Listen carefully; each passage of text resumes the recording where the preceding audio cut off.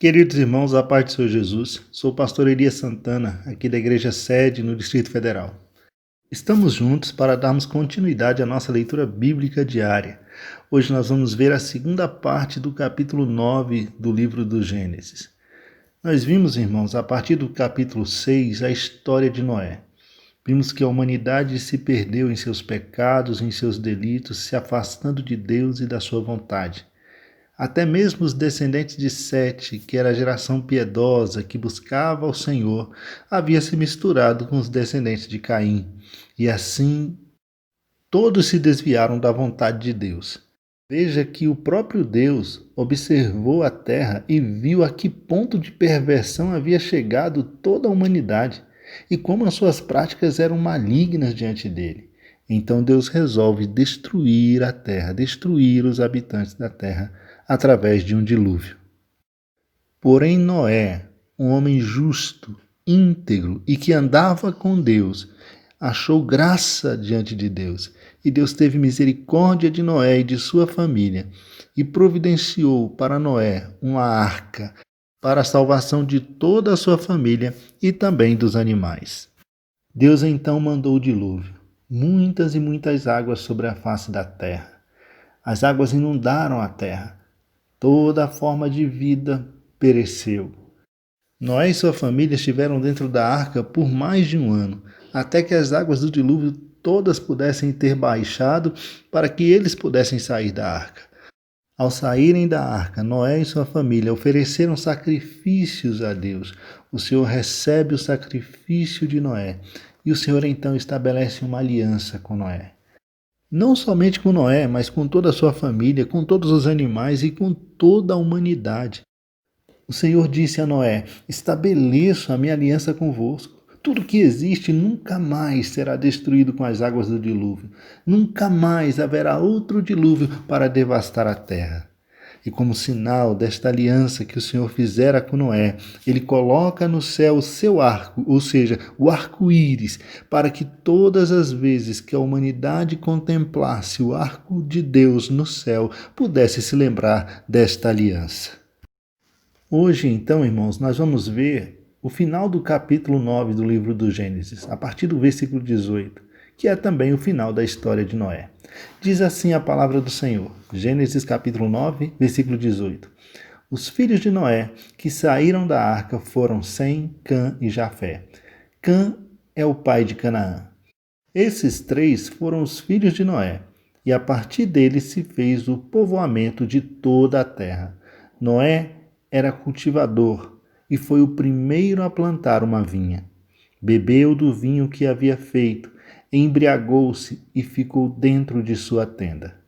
Cã, pai de Canaã, notou que seu pai estava nu e foi contar aos seus irmãos, que estavam do lado de fora. Então Sem e Jafé, tomando uma capa, levantaram-na sobre os próprios ombros e, andando de costas para não verem a nudez do pai, cobriram-no. Quando Noé acordou de sua embriaguez, soube do que Cã, seu filho mais jovem, havia feito. Então esbravejou Noé: maldito seja Canaã, escravo de escravos será para os seus irmãos. E acrescentou: bendito seja o Senhor, o Deus de Sem, e seja Canaã seu escravo. Que Deus amplie os territórios de Jefté, habite ele nas tendas de Sem, e seja Canaã seu escravo. Depois do dilúvio, Noé viveu mais 350 anos. Toda a duração da vida de Noé foi de 950 anos. Depois morreu. Meus irmãos, a partir de agora, a história bíblica começa a descrever a caminhada de Noé e seus filhos sobre a face da terra. Veja que os versículos 18 e 19, eles funcionam aqui como uma espécie de índice para a continuação dessa história. A partir do capítulo 10 e dos capítulos seguintes, nós vamos ver exatamente isso, a história da descendência de Noé se multiplicando sobre a face da terra. Observe que os personagens principais da narrativa, eles são aqui relacionados: Noé, Sem, Cã e Jafé. Bem como o tema principal aqui do decorrer da história também é relacionado, de modo que a família de Noé se multiplicou e se espalhou pela terra. E nós vamos observar no decorrer da história que a partir da família de Noé, nações foram fundadas, nações foram formadas. E que estas nações não só se relacionaram entre si, como também ajudaram a cumprir o propósito de Deus aqui na terra. Os versículos 20 e 21 nos traz algo interessante acerca de Noé. Noé se tornou um lavrador de terra, talvez seguindo o exemplo de seu pai Lameque. E o versículo 21 diz que Noé plantou uma vinha, e ao colher os seus frutos, Noé produziu vinho. Tomou deste vinho, ficou embriagado, completamente embriagado. Vemos aqui a primeira vez que o vinho é mencionado nas Escrituras, mas ao que parece, a produção de vinho já era algo realizado antes do dilúvio. Até porque Noé parecia conhecer as técnicas de produção de vinho. Noé colheu as uvas, espremeu-as no lagar, colocou o suco em odres e esperou que fermentasse. Ao tomar do vinho e ao ficar embriagado, Noé tirou toda a sua roupa. Ficou completamente nu dentro da sua tenda. Tanto a embriaguez quanto a nudez de Noé foram vergonhosas. E essas duas coisas, irmãos, frequentemente andam juntas. Basta olharmos para a história de Ló e de suas filhas quando deixaram Sodoma e Gomorra, conforme Gênesis capítulo 19, versículos 30 a 38. Ao contrário do que muitos pensam, o álcool não é um estimulante. Na verdade, ele é uma droga, é um narcótico. E quando o cérebro é afetado pelo álcool, a pessoa perde todo o autocontrole.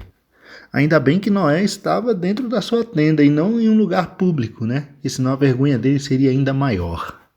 No entanto, irmãos, quando pensamos em quem era Noé, um pregoeiro da justiça, e no que ele havia feito, salvando a sua família da destruição, seu pecado se torna ainda mais repugnante. Noé não planejou embriagar-se e expor-se vergonhosamente, mas, de qualquer modo, foi exatamente isso que aconteceu. A Bíblia diz que Cã, o filho mais novo de Noé, ao entrar na tenda de seu pai e vê-lo daquela forma, naquela situação, saiu dali correndo e foi contar aos seus irmãos. Pela forma como Noé vai reagir após saber do que fez seu filho mais novo, dá a ideia de que Cã agiu de uma forma desrespeitosa em relação ao seu pai. É provável que Cã, em tom de zombaria, tenha ido chamar os seus irmãos para ver a situação vexatória na qual seu pai se encontrava.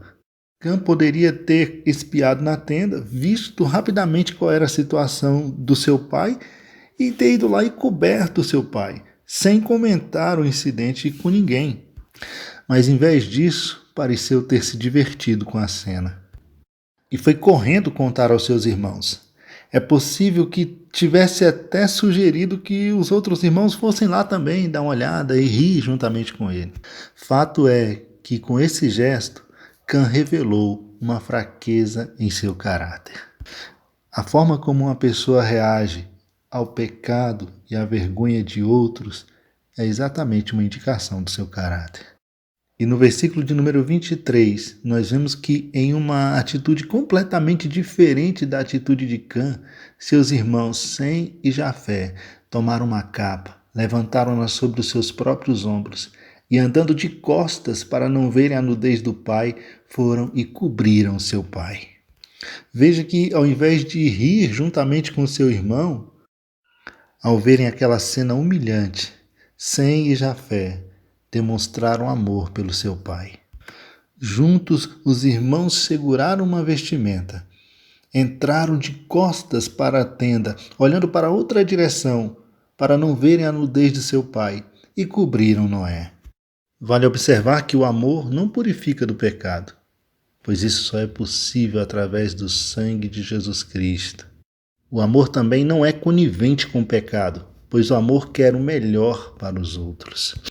Contudo, de acordo com Provérbios capítulo 17, versículo 9, o amor cobre o pecado e não sai por aí expondo-o e incentivando outros a espalhar más notícias. Quando uma pessoa peca e nós ficamos sabendo, nossa tarefa é ajudar a restaurar essa pessoa em sua fraqueza espiritual. É isso que nos ensina o apóstolo Paulo na carta aos Gálatas, capítulo 6, versículos 1 e 2. Quando Noé despertou da sua bebedeira e provavelmente ficou envergonhado com o que havia feito, também deve ter ficado surpreso ao ver que estava coberto por uma vestimenta. Naturalmente, ele deve ter ficado imaginando o que deveria ter acontecido ali na tenda enquanto ele dormia. E provavelmente foi procurar o seu filho mais velho, Jafé, para que pudesse explicar a ele o que teria acontecido. Então Jafé e Sem devem ter contado a Noé o que Cã havia feito. Veja o que diz o versículo de número 24. Quando Noé acordou de sua embriaguez, soube do que Cã, seu filho mais jovem, havia feito. Então esbravejou Noé: maldito seja Canaã, escravo de escravos será para os seus irmãos. E acrescentou: bendito seja o Senhor, o Deus de Sem, e seja Canaã seu escravo. Que Deus amplie o território de Jefté, habite ele nas tendas de Sem, e seja Canaã seu escravo. Estas são as únicas palavras de Noé que estão registradas nas Escrituras Sagradas. E para muitos estudiosos da Bíblia, meus irmãos, estas palavras de Noé, elas têm muito mais um caráter de profecia de um pai em relação aos seus filhos e netos do que um caráter de maldição. Observe que a palavra maldição, ela é utilizada apenas uma vez, e ela não se refere a Cã, mas sim ao seu filho mais novo, ou seja, Canaã. O que na visão desses estudiosos da Bíblia indica que Noé estava descrevendo o futuro de seus filhos e de um de seus netos, tomando por base o que via no caráter de cada um deles. Algo não muito diferente do que Jacó fez antes de morrer em relação aos seus filhos. Está lá em Gênesis capítulo 49. Portanto, irmãos, se a intenção de Noé fosse proferir uma maldição, teria sido sobre Cã, o filho que havia pecado contra o seu pai. Contudo, em vez disso, citou o nome de Canaã 3 vezes. Outros estudiosos da Bíblia consideram que a expressão servir, utilizada por Noé, quando ele afirma que Canaã serviria aos seus outros irmãos, está relacionada à prestação de serviço a outras pessoas. E talvez essa ideia não fosse uma ideia de escravidão. E a prova disso é que algumas das civilizações descendentes de Cã contribuíram grandemente para o progresso material e intelectual do mundo. Apesar de seus caminhos maus, alguns desses povos descendentes de Cã formaram grandes civilizações avançadas, como é a dos babilônicos, dos assírios e até mesmo dos egípcios. Uma ideia equivocada que se tem acerca dos descendentes de Cã é que eles eram negros e que foi a partir dessa maldição de Noé que surgiu a escravidão no mundo. Isso não faz o menor sentido, irmãos. Na realidade, os descendentes de Cã não eram membros da raça negra, mas eram caucasianos, de modo que não há qualquer fundamento para se afirmar que, com essa maldição de Canaã, foi instituída a escravidão no mundo. Quando observamos, irmãos, as palavras de Noé dirigidas ao seu filho do meio, Sem, veja que ele não diz bendito seja Sem. Olha o que diz o texto bíblico no versículo de número 26 do capítulo 9 de Gênesis. E acrescentou: bendito seja o Senhor, o Deus de Sem. Noé não abençoou Sem. Noé glorificou a Deus por aquilo que Deus faria com a descendência de Sem. Noé reconheceu diante dos seus filhos que tudo aquilo que Sem viesse a possuir seria uma dádiva de Deus. Qualquer que fossem as bênçãos que trouxessem ao mundo no futuro, elas seriam resultado da graça de Deus. Nós sabemos que da geração de Sem veio Abraão, e de Abraão veio toda a nação hebraica. E é por intermédio de Israel que temos conhecimento do verdadeiro Deus. Por intermédio de Israel nos foi dada a palavra de Deus e também Jesus Cristo, o nosso Salvador. Outro fato curioso a se observar acerca de Sem é que ele era o segundo filho de Noé. Porém, em todas as citações feitas dos filhos de Noé na Bíblia, Sem aparece em primeiro lugar. E para alguns estudiosos, trata-se de mais um caso em que no livro do Gênesis, Deus, pela sua graça, elevou o segundo filho à posição de primogênito, assim como Deus fez com Jacó e Esaú.